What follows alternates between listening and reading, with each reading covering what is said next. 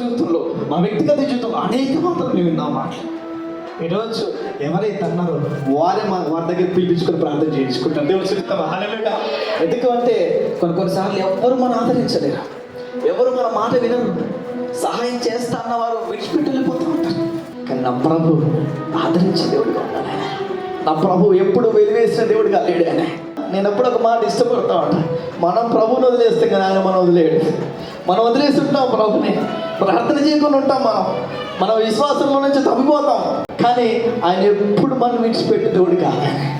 ఎందుకంటే ఆయన ఆదరణకర్తగా ఉన్నాడు, ఆయన ఆదరణకర్తగా ఉన్నాడు.